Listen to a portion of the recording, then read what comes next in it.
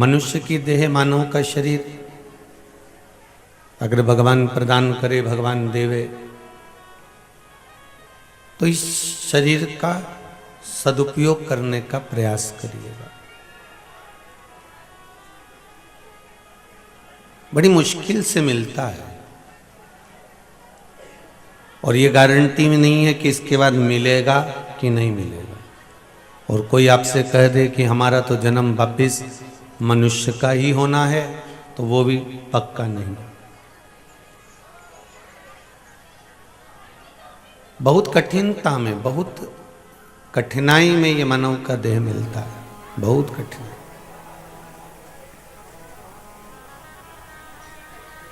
और बड़ी मुश्किल से मिला है और शिव भक्ति के लिए मिला है, भगवान का भजन करने के लिए, स्मरण करने के लिए, नाम कीर्तन, नाम जाप, नाम स्मरण के लिए मिला है। और यदि हम उसको भी गंवा दें तो फिर जीवन व्यर्थ है। बड़ी मुश्किल से नर तन मिला है, ये गंवाने के काबिल नहीं है। ध्यान हरि का हृदय से न भूलो, ये भुलाने के काबिल नहीं। ये मनुष्य की जो देह मिली है, बुलाने के लिए नहीं, भगवान का स्मरण करने के लिए, भगवान की भक्ति को धारण करने के लिए, नाम जाप स्मरण के लिए मिला। और बड़ा विशेष दिन है आज का, जो अपन सब भारत मां की आजादी का उत्सव 73वें गणतंत्र दिवस को मना रहे हैं। सारे देशवासियों को इस पुनीत पावन गणतंत्र दिवस की बहुत बहुत बधाई हो। आप सभी को मेरे भारत की भूमि के इस आजादी पर्व की बहुत बहुत बधाई हो। भगवान शिव सभी के भीतर राष्ट्रभक्ति को जागृत करे और एक एक जीव इस राष्ट्र के कार्य में तत्पर रहे। शिव महापुराण की कथा कर रही है। बड़ी मुश्किल से मनुष्य का देह मिलता है और मानव का शरीर अगर मिल गया, मानव की देह प्राप्त हो गई, तो भगवान की भक्ति में इसको क्यों ना लगा। कई बार तो हमारा शरीर भगवान के मंदिर तक भी पहुंच जाता है, भगवान के भजन तक भी पहुंच जाता है, भगवान की कथा तक भी पहुंच जाता है, तो भी हम उस समय को ज्ञात नहीं कर पाते और वो समय हमारे हाथ से निकल जाता है।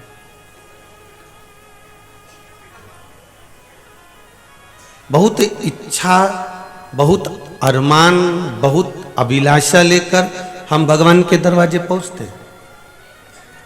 और जब भगवान के दरवाजे पर हम पहुंचते हैं, बड़ी अभिलाषा, बड़ा आनंद लेकर हम पहुंच जाते हैं, पर उस तक पहुंचने के बाद भी हम परमात्मा के नहीं हो पाते। वहां तक पहुंचने के बाद भी हम भगवान के नहीं हो पा रहे। अर्थात शरीर तो मिल गया मानव का, पर हम भगवान का भजन नहीं कर पा रहे। और थोड़ा बहुत समय अगर भगवान के भजन में लग भी गया, थोड़ा बहुत समय हम भगवान की भक्ति में लगा भी लिए, तो हमारे भीतर अहंकार इतना आ जाता है कि मेरे बराबर कोई भजन करने वाला ही नहीं होगा, मेरे बराबर कोई सेवा करने वाला ही नहीं होगा। शिव महापुराण की कथा कर रही है कि आंखों का तो हम ऑपरेशन करा सकते हैं, आंखों का ऑपरेशन कराने में हम देरी नहीं कर सकते कि करा लेंगे, पर आंखों के ऑपरेशन से कोई लाभ केवल देखने का हो सकता है, पर दर्शन के लिए या नजरिया बदलने के लिए या भगवान को पहचानने के लिए ऑपरेशन की जरूरत नहीं पड़ती।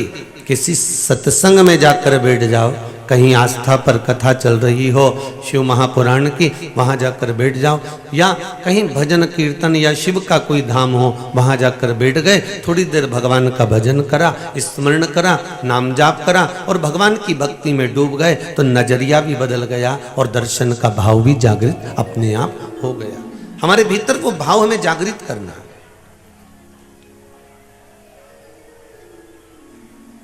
हमारे भीतर हम वो भाव को जागृत करें। भगवान ने नेत्र दिए हैं, प्रत्येक जीव को नेत्र दिए हैं कि इन नेत्रों से तुम्हें देखना है। एक पशु भी बनाया, एक पक्षी भी बनाया, जलचर भी बनाया, थलचर भी बनाया, वायुचर भी बनाया, सबको भगवान ने नेत्र दिया और यही कहकर दिया कि इन नेत्रों से आपको देखना है, इन नेत्रों से आपको देखना है। पर भगवान ने ये जरूर कहा कि इन नेत्रों से देखना है, पर भगवान ने ये नहीं कहा कि इससे हमें दूसरे का अवगुण देखना है। भगवान कहते हैं इन नेत्रों को बड़ी मुश्किल से प्राप्त हुआ है। महाराज, इन नैनों को रोग लगा है रोज सिनेमा देखन का, इन नैनों से दर्शन कर लो सभी रोग मिट जाएंगे। हरि ओम हरि ओम हरि ओम हरि ओम। बड़ी मुश्किल से नयन मिले, और वो नयन मिले तो उसको सत्कर्म में क्यों ना लगाएं। अगर भगवान ने नेत्र दिए हैं तो उसको सतमार्ग की ओर क्यों ना लेकर जाएं हम। शरीर दिया है तो इसको भगवान की भक्ति में क्यों ना लगाएं हम। चरण दिए हैं तो इसको भगवान के दरवाजे तक क्यों ना लेकर जाएं हम। और यदि भगवान ने श्रवण दिया है तो इन कानों से क्यों ना हम भगवान की कथा को श्रवण करें, भगवान की भक्ति में क्यों ना डूबे हम। जिसको सारी इंद्रियां, चाहे 5 कर्मेंद्रिय हो, चाहे 5 ज्ञान इंद्रिय हो, कल जैसा कर दीजिए भाई, 5 कर्मेंद्रिय हो चाहे 5 ज्ञान इंद्रिय हो, ये सारी इंद्रियों को हमें परमात्मा तक दे देना है। क्योंकि इंद्रियां बड़ी विचलित होती है। इसको भक्ति का जो पथ होता है, भक्ति का जो मार्ग होता है, भक्ति का जो पथ होता है, वहां तक ये जाने में पीछे हट जाती है। चलती तो है, ऐसा नहीं कि इंद्रियां भगवान तक नहीं जाती। नेत्र को भी आप भगवान तक लेकर जाते हो, श्रवण को भी आप भगवान तक लेकर जाते हो, वाणी को भी आप भगवान तक लेकर जाते हो, हृदय को भी भगवान तक लेकर जाते हो। पर ये बीच मार्ग में कहीं ना कहीं अवरुद्ध जो उत्पन्न हो जाता है, कहीं काम का, कहीं लोभ का, कहीं विषय का, कहीं आसक्ति का, कहीं वासना का, कहीं तृष्णा का, ये अवरुद्ध जो इकट्ठा हो जाता है और ये इंद्रियों को परमात्मा तक जाने से रोक देता है। ये भगवान तक पहुंचने में अड़चन उत्पन्न कर देता है।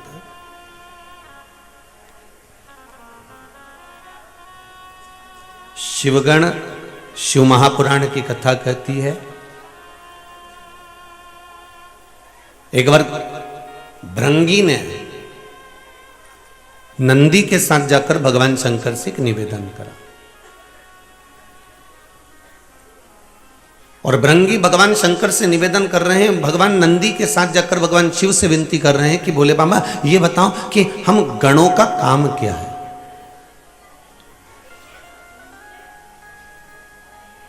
हम गणों का काम है क्या, हम गण किस काम के लिए, हम गण क्या कर सकते हैं, आप वो बताइए। भगवान शंकर ने कहा, मृत्यु लोक में जितने भी मानव, चाहे जलचर हो, चाहे थलचर हो, चाहे वायुचर हो, मनुष्य के साथ में जो जीव जंतु भी अगर जन्म ले रहे हैं मृत्यु लोक में, कभी कभी आपने ये ध्यान करा होगा, स्मरण करा होगा कि चींटी भी क्या रोती है? क्या झिंगुर भी रोता है? क्या कोई कीड़ा जब दुख पड़ता है उस पर तो वो रोता है?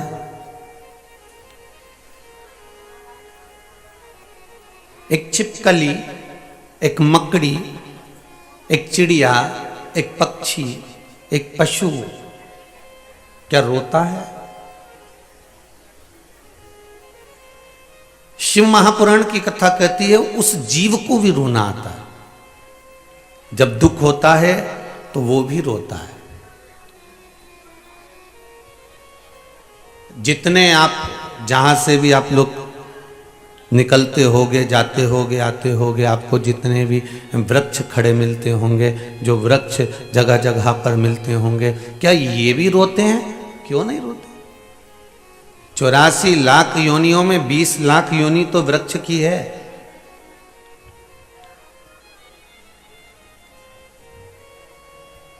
उस 20 लाख योनि में भी वृक्ष भगवान से प्रार्थना करते हैं कि हमको कांटे वाला बना देना। 20 लाख योनियों में वृक्ष कहते हैं हमें कांटे वाला बना देना, पर हमको फल वाला मत बनाना। क्यों? अगर फल वाला वृक्ष बनाओगे तो लोग हमको पत्थर मारेंगे, नोचेंगे, तोड़ेंगे, चढ़ेंगे, खींचेंगे, मारेंगे, इसलिए हमको फल वाला मत बनाना।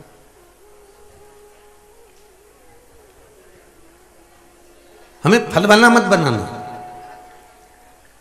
जिस वृक्ष में फल लगने लगते हैं उस वृक्ष पर लोग पत्थर मारने लगते हैं। आपके मोहल्ले में इमली का पेड़ हो तो देख लेना, बेर का पेड़ हो तो देख लेना, आम का पेड़ हो तो देख लेना, लोग उस पर पत्थर मार रहे हैं, लोग उसको खींच रहे हैं, लोग उसको डालियों को नोच रहे हैं। कोई उसके ऊपर चढ़ गया, कोई खींच रहा है, कोई तोड़ रहा है, कोई मोड़ रहा है। और अगर 20 लाख योनियां तो वृक्ष की हैं, 84 लाख योनि में से ये लता पत्र ये जितने दिख रहे हैं आपको, दुर्वा है, घास है, ये सब 20 लाख योनि के अंतर्गत आ जाते हैं। वो वृक्ष भगवान से कह रहे हैं हमें फल वाला मत बनाना। और एक बात अपनी जिंदगी में उतार कर रखिए, फल वाले वृक्ष पर लोग पत्थर मारते हैं, फल वाले वृक्ष पर लोग टहनियां खींचते हैं, पर कोई कांटे वाले वृक्ष को पत्थर मारता है क्या? नहीं। जितने आस्था पर श्रवण कर रहे हैं, जितने फेसबुक यूट्यूब पर सुन रहे हैं, भाव से कहना कोई कांटे वाले वृक्ष को पत्थर मारेगा? नहीं मारेगा। कोई कांटे वाले वृक्ष को नोचेगा? नहीं नोचेगा। जिसमें फल लग रहे होंगे उसी पर पत्थर पड़ेगा, जिसमें फल लग रहे होंगे उसी को नोचा जाएगा, जिस पे फल लग रहे होंगे उसी की पत्तियों को तोड़ा जाएगा, उसी डाली को तोड़ा जाएगा। उसी तरह जब तक आपके पास में कुछ भी नहीं है, धन नहीं है, वैभव नहीं है, सत्ता नहीं है, पैसा नहीं है, दौलत नहीं है, तब तक दुनिया के लोग आप पर कोई उंगली नहीं उठाएगा। पर जैसे जैसे जैसे जैसे मेरे देव अधिदेव महादेव की कृपा आप पर होती चली जाएगी और आप उन्नति की ओर बढ़ते चले जाओगे, तो फिर लोग पत्थर मारना चालू करेंगे, फिर डालियां खींचना चालू करेंगे, फिर लोग ताना देना चालू करेंगे, अपशब्द कहना चालू करेंगे, फिर लोग आपको ताने पर ताना देंगे। तो समझ लेना कि अब आप कौन से वृक्ष बन गए हो? फल वाले वृक्ष बन गए। अब आप फल वाले वृक्ष बन गए।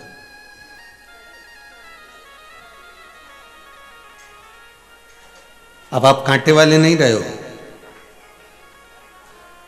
जब भगवान हाथ पकड़ लेता है और अपनी ओर अग्रण्य कर देता है, वैभव की ओर, सत्ता की ओर, धन की ओर, निरोगता की ओर, तो दुनिया के लोग फिर पत्थर मारना प्रारंभ कर देते हैं। एक सुंदर पत्र है, किसी ने भेजा है, जितने पढ़े हैं ये हैं, जो नहीं पढ़े हैं वो ये हैं। पढ़ेंगे जब वो भी वर्णन करेंगे। वो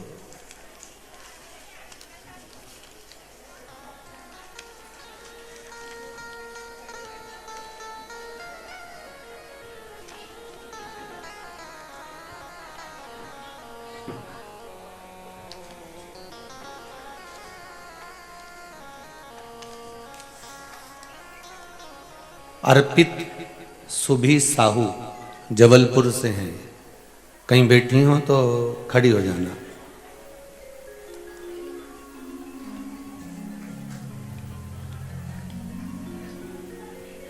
आप ही हैं बेटा?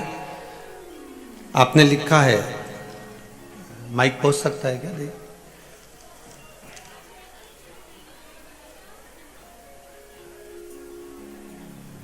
पहुंचाइए जरा।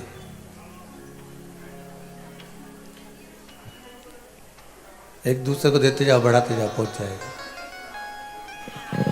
इसमें बेटा आपने लिखा है 5 अप्रैल 2021 से आपकी कथा सुन रही हैं। जी गुरु। क्या बाबा ने कृपा करी बाबू?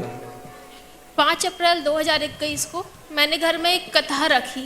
मेरी बुआ उस कथा में आई, उन्होंने आपके बारे में बताया। जो हमारे पास कुछ बचा हुआ था उससे मैंने कथा करवाई। उसके बाद उन्होंने बोला कि प्रदीप मिश्रा जी को एक बार सुनो, पशुपति का व्रत करो। मैंने जिस दिन से व्रत किया है मेरा खुद का ट्रांसपोर्ट चालू हो गया, डुप्लेक्स घर बन गया और अभी खुद की कार वाहन सब कुछ हो गया महाराज। बाबा की कृपा, बहुत बहुत बाबा की ऐसी कृपा बनी रहे। आपने इसमें लिखा है बहुत तकलीफ में थी, सब कुछ चला गया था, किराया देने की भी गुंजाइश नहीं थी हमारी। आज डुप्लेक्स घर बनवा दिया आपने 1200 स्क्वायर फीट में। पूजा तो सब करते हैं, आपने मुझे पूजा का ढंग सिखा दिया गुरुदेव। बाबा की कृपा। विराज जी बहुत बहुत साधुवाद। बाबा ऐसी ही कृपा आप पर बना। यहाँ तक गुरु जी हमारी फैमिली ने हमको छोड़ दिया था। धन जब चले जाता है ना बाबू, तो सबसे पहले परिवार ही भगता है। वो कहते हैं नाव डूबती है तो चूहे भाग जाते और हैं। आज सारे रिश्तेदार, सारी फैमिली हम लोग को बुलाती हैं, सब पूछने लगे हैं। अब वापिस सम्मान मिलने लगा ना, बस यही शंभू है, यही शंकर। सब आपके आशीर्वाद से। बाबा की कृपा। शंभू श्री शिवाय। श्री शिवाय नमस्ते। बैठिए बाबू, बैठिए। शिव की कृपा है। शिव ओघड़ दानी है। आप अगर विश्वास रखे हो शंकर के प्रति, अगर आपका भाव निर्मल है और दिल से आप अगर शंकर को रिझा रहे हो, तो उसकी मिलन में देरी नहीं हो सकती।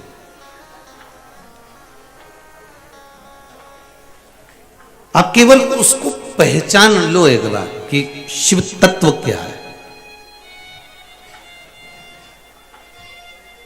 शिव तत्व को जानने की अगर एक ललकता, दुनिया फिर वही कल वाली बात है महाराज कि संसार सागर में जन्म लिया है, उतार और चढ़ाव जिंदगी के आते रहेंगे, पर सब साथ छोड़ दें दो। पर एक निवेदन है, आप बाबा का दरबार मत छोड़ना, शिव का द्वार मत छोड़ना, आप शंकर का द्वार मत छोड़ो। दुनिया कहेगी, ताने भी दहेगी, अपशब्द भी कहेगी और कहती रहेगी, उसका कर्म है कहने का। एक पत्र में किसी ने लिखा है,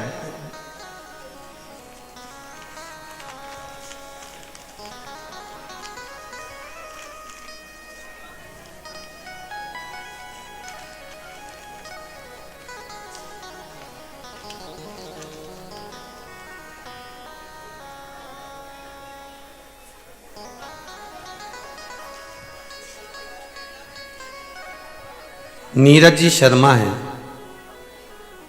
ब्राह्मण परिवार से हैं। किरण जी शर्मा महाराष्ट्र से हैं, गांव इंगन घाट से हैं। कहीं बैठी हो तो हाथ उठाइएगा।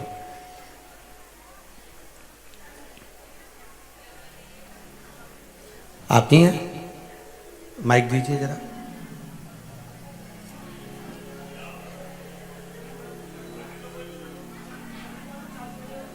माइक चालू करके पूछा दो।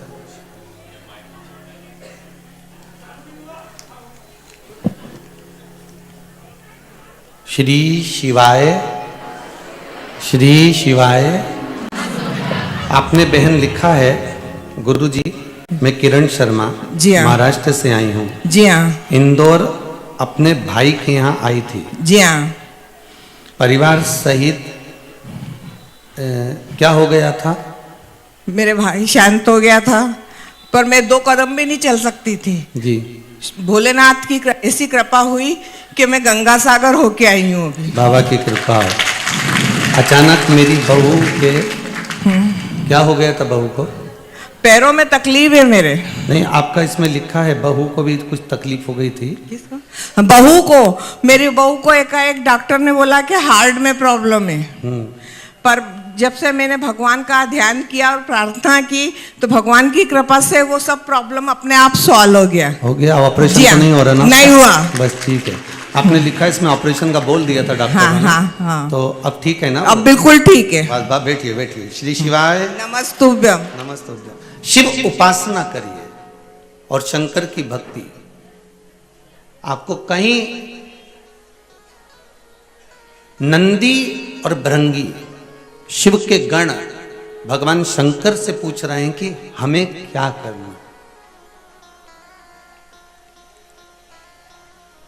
हमारे लिए आज्ञा क्या है। ये शिव के गण भगवान शंकर से पूछ रहे हैं। भगवान शिव ने कहा तुम्हारा एक ही काम है। थोड़ी चोंगे जैसी आवाज आ रही है बाबू। भगवान शिव के गणों ने पूछा कि हमारे लिए आज्ञा क्या है, हम क्या कर सकते हैं, वो बताया जाए। तब भगवान शंकर ने कहा तुम्हारा एक ही काम है, तुम्हारे लिए केवल एक ही क्रम है कि मृत्यु लोक में चाहे जलचर हो, चाहे थलचर हो, चाहे वायुचर हो, चाहे मृत्यु लोक में रहने वाला छोटे से छोटा जीव क्यों ना हो, उसके भीतर क्या चल रहा है और वो क्यों रो रहा है, उसके रोने का कारण क्या है, उसको क्या दुख है, ये आप मुझ तक पहुंचा दें। शंकर के जितने गणों का दर्शन आप इस पीछे फोटो में कर रहे हो, फ्लेक्स में कर रहे हो, बैनर में कर रहे हो, या जितने भी शिव जी की शादी में शंकर भगवान के गणों का दर्शन करते हो, ये गण जितने 33 कोटि देवता हैं उससे थोड़े बहुत कम भगवान शंकर के गण हैं।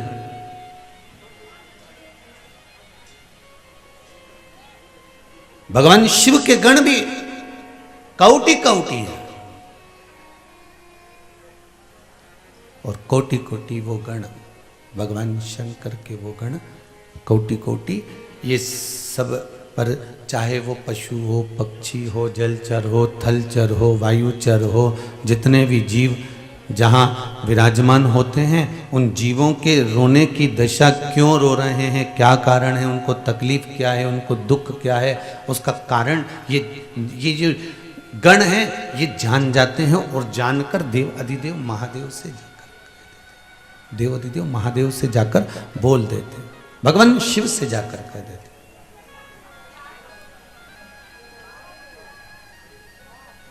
शंभु शरणे पड़ी मांगू घड़ी रे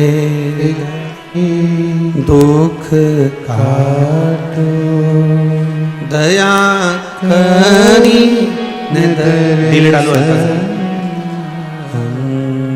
शंभु शरणे पड़ी मांगू घड़ी रे घड़ी दुख काटो दया करी दर्शन आपो।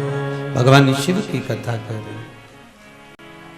एक चींटी भी रोती है, एक पक्षी भी रोता है, एक पशु भी रोता है, एक जलचर जल में रहने वाला जीव भी रोता है, एक वायु में रहने वाला, एक थल पर रहने वाला जीव भी रोता है।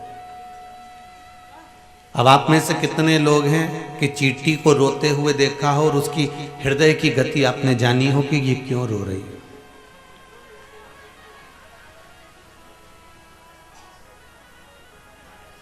चींटी को घबराहट होती कि नहीं होती? जैसे तुमको घबराहट हो जाती है एकदम, कहीं भीड़ में गए या कोई एकदम तुम्हारे ऊपर आया, कोई चीज पत्थर तुम्हारे ऊपर एकदम आया तो घबराओ कि नहीं घबराओ? तो चींटी घबराए कि नहीं घबराए? जब तुम्हें घबराहट होती है तो चींटी को भी होती होगी। तुम देखना, उसको जरा सा तुम टच कर लेना, बस वो घबराई और भाग गई। घबराहट हुई कि नहीं हुई? उसको भी घबराहट हुई, उसको भी घबराहट आई कि नहीं? चींटी को भी घबराहट हो रही है। चींटे को पकड़ना चाहोगे तो चींटे को भी घबराहट हो रही है। जलचर, थलचर, वायुचर जितने जीव हैं, इनको अगर आप थोड़ा सा भी कष्ट दोगे, थोड़ी भी तकलीफ दोगे तो इनको भी घबराहट होने लगती है। और अगर इन जीव को अगर आप मारने का प्रयास करोगे तो ये भी रोते हैं, इनको भी तकलीफ उत्पन्न हो जाती है, इनको भी कष्ट होता है।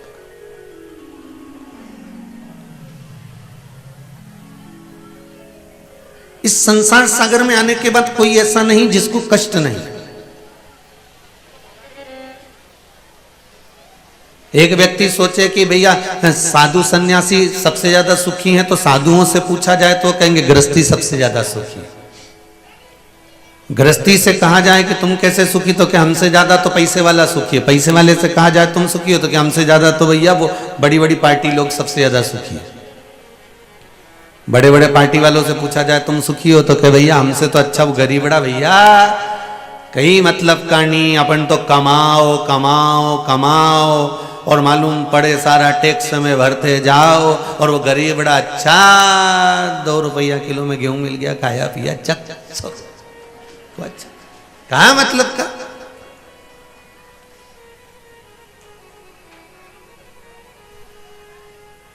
धन को बचाने का भी टेंशन, रखने का भी टेंशन, तो उससे तो वो गरीब बड़ा बड़ा। फिर गरीब बड़े से पूछा तू सुखी है? अरे अपन काय का सुखी भैया, देखो पैसे वाले कितने जोरदार गाड़ी में घूम रहे हैं, बंगले में रह रहे हैं, जमीन। तो यहाँ तो प्रत्येक व्यक्ति के हृदय में दुख समाहित ही चलता रहता है। दुख की परिभाषा चलती रहती है, दुख समाहित चलता ही रह रहा है। उसकी परिभाषा के अंतर्गत दुख उसके अंतर्गत घूम ही रहा है।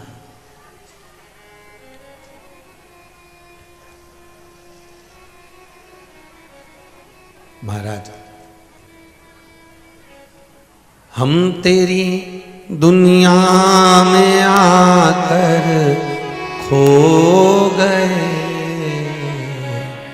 कर ना पाए हरि भजन और सो गए, कर ना पाए हरि भजन और सो गए। भगवान की कथा कह रही है, स्मरण कर रहा है, संकीर्तन कर रहा है, नाम जाप मंत्र जाप कर रहा है कि आपकी भक्ति। अब वृक्ष रो रहे हैं, पशु पक्षी रो रहे हैं, जलचर थलचर रो रहे हैं, तो इनके रोने की खबर, इनके दुख की खबर, इनको क्या कष्ट है उसकी खबर, इनको क्या तकलीफ है उसकी खबर भगवान तक कौन भेजता है?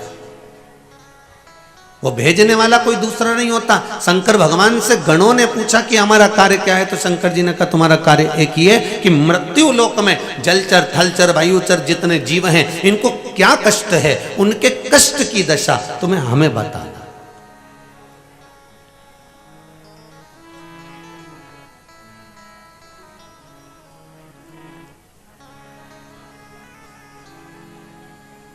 एक बार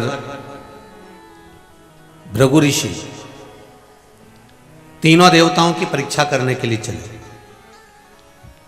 ब्रह्मा विष्णु और महेश की। अब भृगु ऋषि जब परीक्षा करने के लिए चले तीनों देवताओं की, तो सबसे पहले भृगु बाबा पहुंचे ब्रह्मदेव के पास में, और ब्रह्मा जी के पास में जाकर उन्होंने जो देखा, और ब्रह्मा जी के पास में जैसे ही पहुंचे तो ब्रह्मा जी तो अपने नेत्र बंद करके भगवान की भक्ति में लगे हुए थे, और जैसे ही भृगु बाबा आए तो ब्रह्मा जी उठ के खड़े नहीं हुए, उन्हें आदर नहीं करा, सम्मान नहीं करा। तो इनको क्रोध आ गया और इन्होंने ब्रह्मा जी को थोड़ा सा श्रापित कर दिया। अब ये पहुंचे भगवान शंकर के यहाँ, शिव जी के यहाँ जैसे पहुंचे तो भगवान शंकर के गण नंदी दरवाजे पर खड़े थे, इनको अंदर प्रवेश नहीं दिया। अब जब ये अंदर प्रवेश नहीं करे, अंदर की ओर जाने नहीं दिया, भृगु बाबा ने कहा मैं महादेव से मिलना है, देवादिदेव महादेव से हमें बात करना है, शंकर से हमें मिलना है, पर इनको अंदर जाने ही नहीं देते, इनको प्रवेश ही नहीं देते। जब प्रवेश नहीं दिया तो भृगु बाबा को क्रोध आ गया और भृगु ऋषि ने कहा, नंदी तूने मुझे रोका है दरवाजे पर, तूने मुझे रोका है दरवाजे पर, मैं तुझे श्रापित करता हूं कि तू दरवाजे पर ही रहेगा।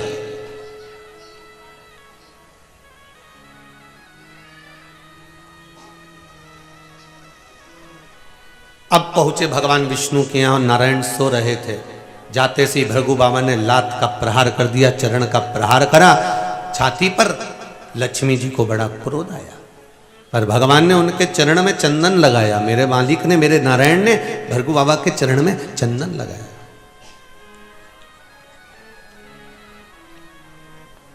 भृगु ऋषि के चरणारविंद में चंदन। तो माता लक्ष्मी ने पूछा, प्रभु चोट तुम्हें लगी है तो तुम्हारी छाती पर चंदन लगाना चाहिए, तो आप भृगु ऋषि के चरण पे चंदन लगा रहे हो।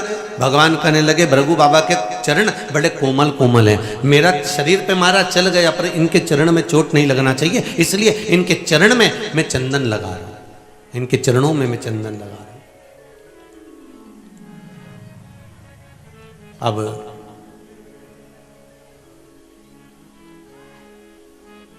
आज नंदी भगवान शंकर का गण सबको मोदक खिला रहा है।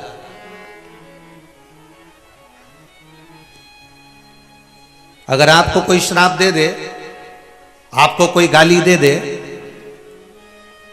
आपको कोई अपशब्द कह दे, तो आप में से कितने लोग हैं जो दुनिया के लोगों को लड्डू खिलाएंगे, मिठाई खिलाएंगे? नहीं साहब, तुम्हें तो रसगुल्ला खाना ही पड़ेगा। आज मेरे रिश्तेदार ने मेरे को गाली दी है। नहीं साहब, तुम्हें तो खाना ही पड़ेगा।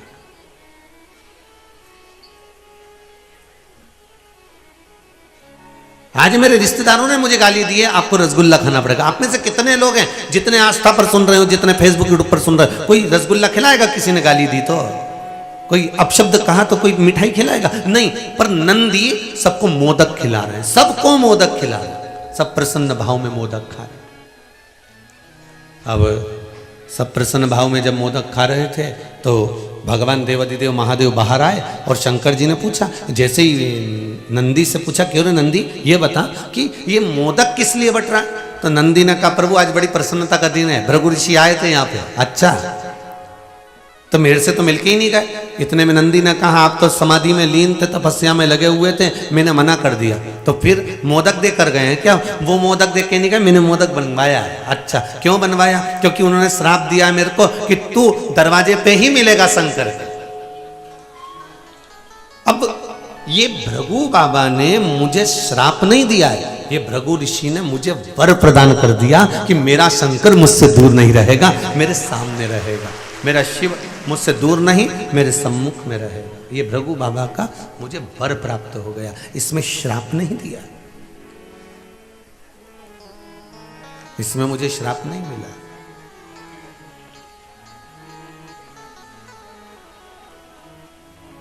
मुझे वर प्रताप, मुझे वर प्राप्त किया है, मुझे वर प्रदान किया है कि आप शिव के सम्मुख में रहो, भगवान शंकर के साथ। और फिर निवेदन है, अगर आप शंकर के दरवाजे जा रहे हो, शिव की उपासना में जा रहे हो, शिव के द्वार जा रहे हो, शंकर के भजन में जा रहे हो, 12 ज्योतिर्लिंग के दर्शन करने के लिए जा रहे हो, शिव मंदिर में जा रहे हो, तो भगवान से कहना कि बड़ी कृपा है आपकी जो आप मुझे यहाँ भेज रहे हो, बड़ी कृपा।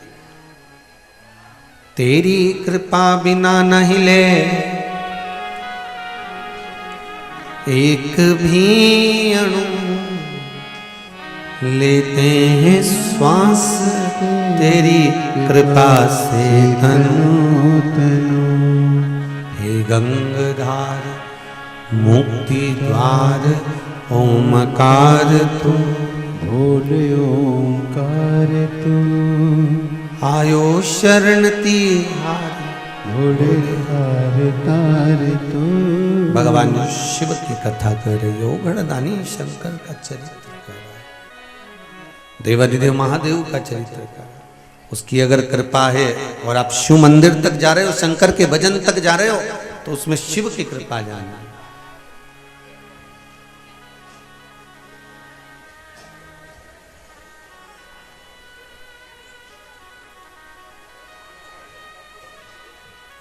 महाराज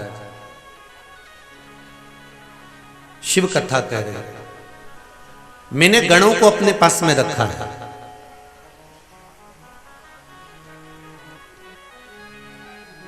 ये गण जो मेरे पास में रह रहे हैं, इनको मैंने एक काम दिया है, आपके मन की दशा को मुझ तक पहुंचाना। आपके मन में क्या चल रहा है, आपके भीतर क्या चल रहा है, आपकी मन की दशा क्या है, आप क्यों दुखी हो।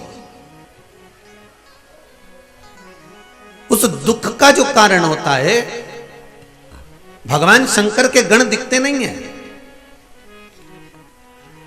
भगवान शिव के गण कभी नजर नहीं आएंगे आपको, पर भगवान शंकर के गण आपके बीच में, आपके सम्मुख में होते हैं।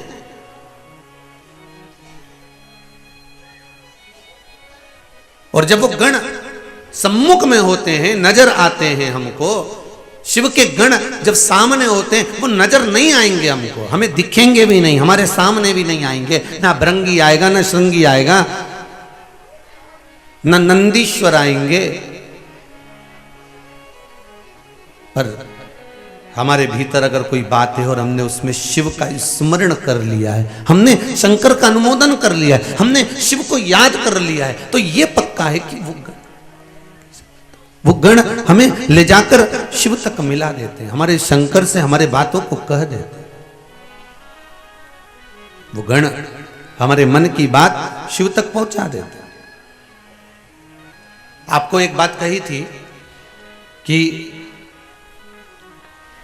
कई लोगों ने कहा कि गुरुजी कहते हैं कि शिव मंदिर की चौखट पर जाकर प्रणाम करो। कई लोगों को वर्णन भी कई बार आप लोगों से कहा भी कि जब जीवन में अगर तकलीफ है, कष्ट है, बहुत ज्यादा दुख चल रहा हो और आपने पशुपति व्रत भी कर लिया, उपाय भी करे, और अगर आपको फल नहीं मिला है तो समझना कि कोई विपदा बहुत भारी है, थोड़ा समय लग रहा है। बहुत मोटी फाइल होती है ना, तो उसको थोड़ा गायब करने में समय भी लगता है। देवाधिदेव महादेव, तुम्हारे कष्ट बहुत हैं तो किसी कारण से हो सकते हैं, उस कष्ट को कम करने में बाबा को थोड़ा समय लग सकता है। तो अगर ज्यादा तकलीफ है, बहुत कष्ट है, बहुत तकलीफें आ ही रही हैं, जा ही नहीं रही, तो प्रयास करो ना, एक दीप बेलपत्री के पेड़ के नीचे लगाना, और एक दीप पीपल के पेड़ के नीचे लगाना, और एक दीप आंवले के वृक्ष के नीचे लगाना। ये 3 जगह पर दिए लगाना प्रारंभ कर दीजिए।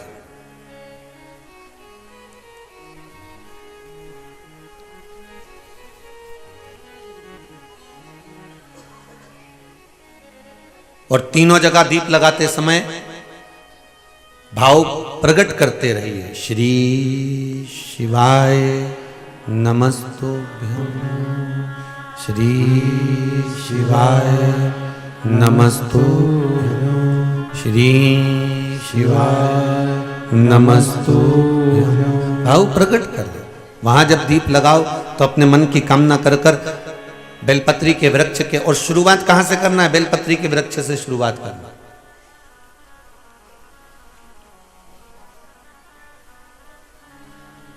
घी का दीप लगाइए, घृत का,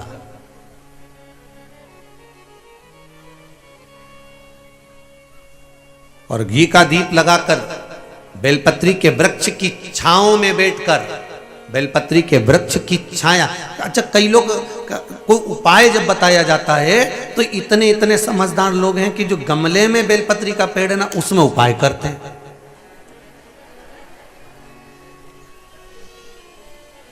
अब बोला क्या गया था आपको? जितने भी उपाय बोले गए तो उसमें क्या बोला गया कि बेलपत्री के वृक्ष के नीचे करना। अब इनने काय में करा? बस गमले में। अब तुमने गमले में करा तो गमले में पेड़ इतना बड़ा, पौधा इतना बड़ा, उसकी छाया अपने ऊपर आ रही है क्या? उसकी छाया हमारे ऊपर पड़े तब तो वो वृक्ष कुछ फल प्रदान करे। अब तुम धूप में बैठे हो और धूप में बैठे हो और धूप में अगर कोई छाता तुम्हारे पास में होगा तो तुम उसकी छाया में रहोगे। अब उसी तरह जैसे छाते की छाया में चलोगे तो पानी नहीं लगेगा, धूप नहीं लगेगी, कभी हवा भी चल गई, छाता साइड में कर लिया, हवा भी नहीं लगेगी। उसी तरह कई उपाय लोग करते जरूर हैं। उनसे कहा कि आपको बेलपत्री के पेड़ के नीचे ये चढ़ाना है या बेलपत्री के पेड़ के नीचे ये करना है, तो उन्होंने सोचा अपन तो एक काम करो, 50 रुपए का बेलपत्री का पौधा अपने घर पे ही ले चलो, वहीं गमले में लगा लेंगे, वहीं पूजन करते रहेंगे और वहीं पे सारे उपाय करते रहेंगे। अब महाराज चिल्ला चिल्ला के कह रहा सियोर वाला की बेलपत्री के पेड़ के नीचे करो, तो पेड़ के नीचे का मतलब है कि वृक्ष की छांव हमारे ऊपर होना चाहिए। आशीर्वाद का मतलब जानते हो ना सभी लोग, कि किसी को प्रणाम करो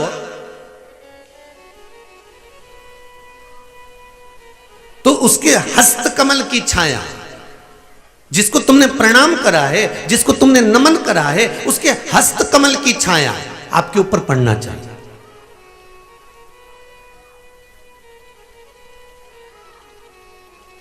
हस्त कमल की छाया पड़ना या दृष्टि पड़ना, इन दोनों में ज्योतिषाचार्यों से किसी से पूछा जाए, हम ज्योतिषाचार्य नहीं है, पर किसी ज्योतिषाचार्य से जाकर पूछा जाए कि जब कोई प्रणाम करता है, जब कोई नमन करता है, तो हाथ की छाया या हस्त कमल या दृष्टि क्यों डाली जाती है, उसका कारण क्या है? तो वो कहेंगे इन उंगलियों में शंख और चक्र हैं। प्रत्येक मनुष्य की उंगलियों में शंख चक्र होते हैं, यहां बने होते हैं, प्रत्येक मनुष्य की उंगली में होते हैं शंख और चक्र। जब वो जो झुकता है, प्रणाम करता है, उस पर जब अपने हाथ उठाकर आशीर्वाद देता है, तो ये शंख और चक्र का भाव उसके ऊपर किरण के रूप में प्रकट हो जाता है और उसके ऊपर कोई ऐसा काम हो रहा होता है या उसको कोई दुख आने वाला होता है, तो बुजुर्गों के, गुरु के, घर के बड़ों के, कोई बयों के, चाहे संत महात्मा, साधु जन, ब्राह्मण जन, संत जन का जब हाथ उठता है और उसकी उंगलियों का प्रकाश उस जीव पर पड़ता है, तो फिर जो दुख आने वाला होता है वो कुछ समय के लिए टल जाता है। इसलिए कहते सुखी रहो। कोई माता पिता अगर आशीर्वाद देंगे तो आशीर्वाद हाथ उठा कर कहेंगे बेटा खुश रहो, बेटा आनंद में रहो, सुखी रहो। गुरुजी के पास जाओगे तो गुरुजी एक धप मार कर कहेंगे जा जा चल जा, आनंद से रहे, आशीर्वाद दे दिया। तो ये जो आशीर्वाद है, ये उंगलियों से निकलने वाला जो शंख और चक्र प्रत्येक मनुष्य की उंगली में होता है, भगवान ने दिया ही इसलिए है कि आप उससे किसी ना किसी को वर प्रदान करते रहें, आप किसी का कल्याण करते रहें। उसी तरह दृष्टि है, आशीर्वाद हाथ उठाकर भी दिया जाता है, नेत्र दृष्टि से भी दिया जाता है। दृष्टि से कोई भजन करने वाला, पूजन करने वाला, अर्चना करने वाला, सेवा करने वाला, भगवत स्मरण करने वाला, कोई संत, कोई साधु, कोई सन्यासी, कोई ब्राह्मण, कोई भगवान की भक्ति में डूबने वाला, कोई भजन करने वाला, कोई जीव है भगवान की भक्ति में, कोई गुरुजी लगे हुए हैं, भजन में कोई गुरुजी लगे हैं। उनसे हमें ये नहीं कहना है कि आप आशीर्वाद दो साहब, हमें तो केवल उनके सामने जाकर खड़े हो जाना है और उनकी दृष्टि हम पर पड़ गई और इतने में हमारा कल्याण हो गया। मात्र दृष्टि से भी वर की प्राप्ति हो। किसी साधु जन की, किसी गुरु जन की, किसी महात्मा, किसी संत, किसी जोगी, कोई सन्यासी, कोई तपस्वी, कोई ब्राह्मण जन की मात्र दृष्टि भी पड़ गई तो सुखी हो गया। जैसे बच्चा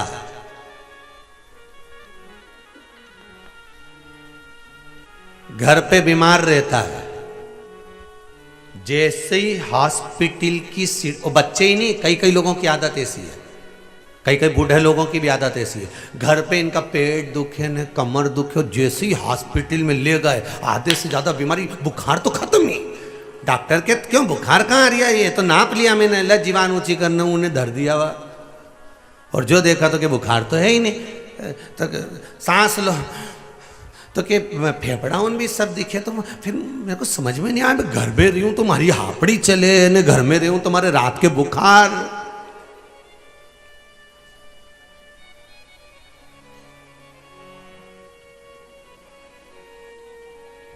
पर डॉक्टर साहब मेरे को तो लगता है कि आपका हाथ लगते से ही ठीक हो जाओ।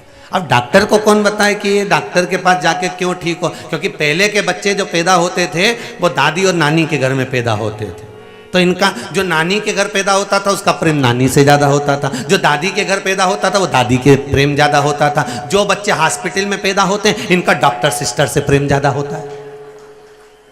तो जब तक ये साल भर में 6 महीने में 3 महीने में एक आध बार हॉस्पिटल नहीं जाए, मौसी से नहीं मिल के आए और मामा से नहीं मिल के आए नहीं, तब तक इनका भले ये बस 500 रुपये इनके लगे और ये ठीक हुआ। क्योंकि ये मौसी और मामा को याद करे कि इनके घर में तो जाना पड़ेगा क्योंकि यहां पैदा हुआ हूं।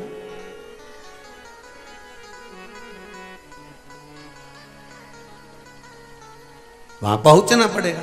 तो शिव पुराण कह रही है, शंकर की कथा कह रही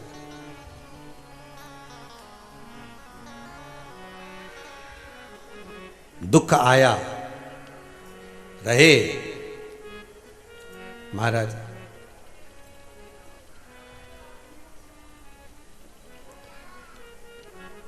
और ऐसा कोई संसार में नहीं जन्मा जिसका हिसाब मेरे शिव के पास नहीं। महाराज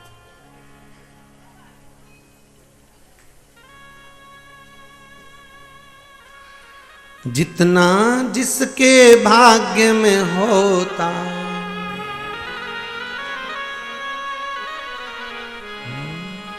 जितना जिसके भाग्य में होता उतना ही फल पाता है।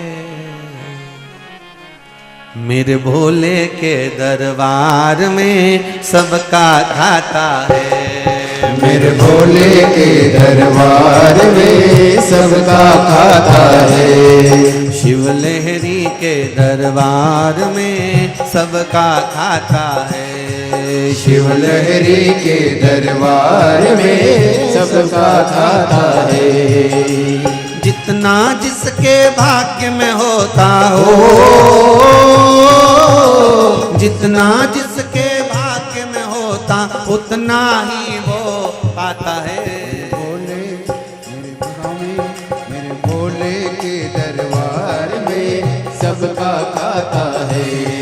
भोले बाबा के दरबार में सबका खाता है।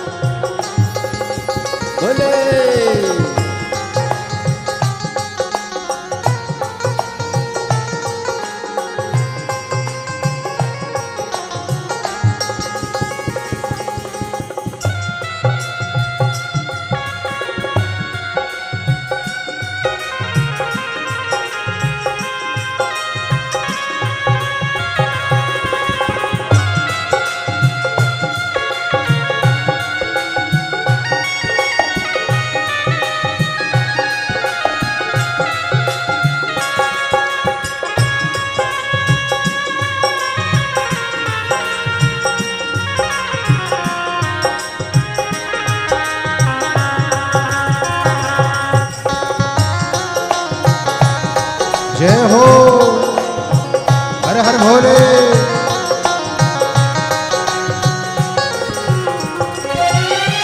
चाहे अमीर हो चाहे गरीब हो उनको एक समान। चाहे अमीर हो चाहे गरीब हो उनको एक समान। हो चाहे अमीर हो चाहे गरीब हो उनको एक समान। चाहे अमीर हो चाहे गरीब हो उनको एक समान। सबकी बिगड़ी वो ही बनाए, सबकी बिगड़ी वो ही बनाए, हम सबके भगवान। भोले भोले के दरबार में सबका खाता है। मेरे भोले के दरबार में सबका खाता है। जिसको जितना जी चाहे हो, जिसको जितना जी चाहे वो खूब लुटाता है। शिव लहरी भोले बाबा शिव लहरी के दरबार में सबका खाता है। शिव लहरी के दरबार में सबका खाता है।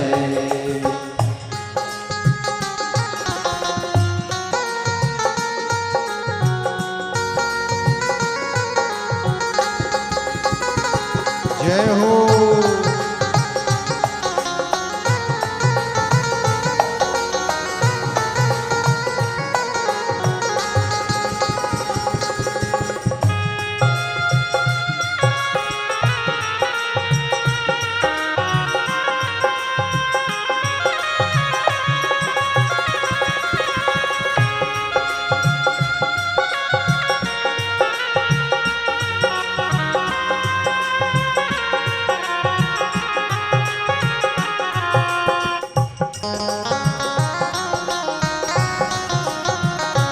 हे भोले।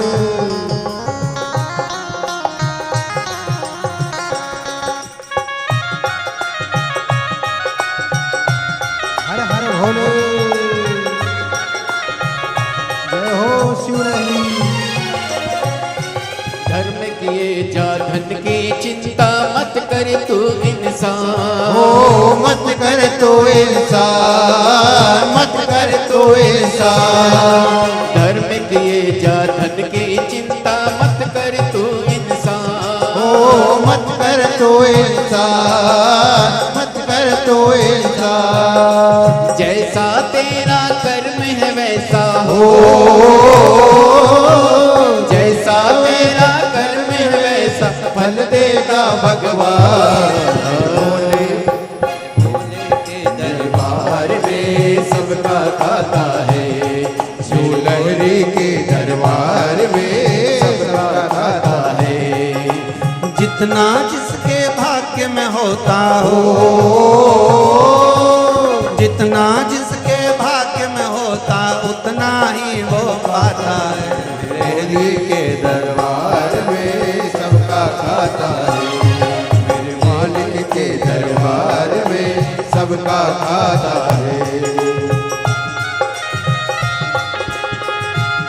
जय हो।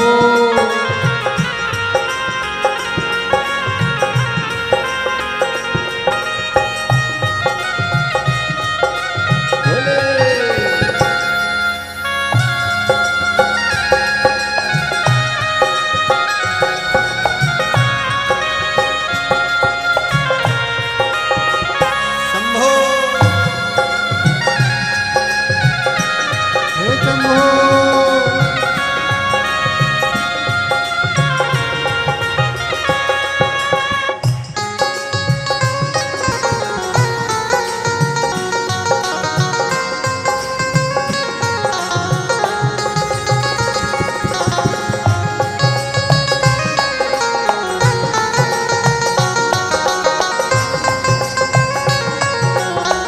जय हो।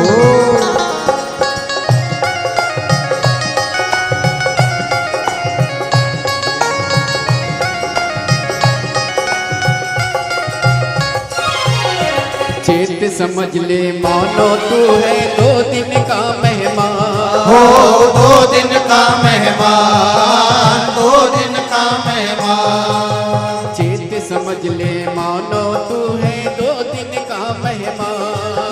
हो 2 दिन का मेहमान, तू है 2 दिन का मेहमान। कितने आकर चले गए हैं। हाँ, कितने आके चले कितने आकर चले गए कोई जाने को तैयार। मेरे भोले के दरबार में सबका खाता है। शिवलहरी के दरबार में सबका खाता है। लहरी के दरबार में सबका खाता है। शिवलहरी के दरबार में सबका खाता है। जितना जिसके भाग्य में होता हो जितना जिसके भाग्य में होता उतना ही वो पाता है। लहरी के दरबार में, लहरी के दरबार में सबका खाता है। भोले बाबा के दरबार में सबका खाता है। भोले बाबा के दरबार में सबका खाता है। मेरे भोले के दरबार में सबका खाता है। मेरे भोले के दरबार में सबका खाता है। हर हर महादेव है। भगवान शिव ओघड़ ओघड़दानी त्रिकालदर्शी कैलाशी अविनाशी शिव की कृपा ही कुछ है।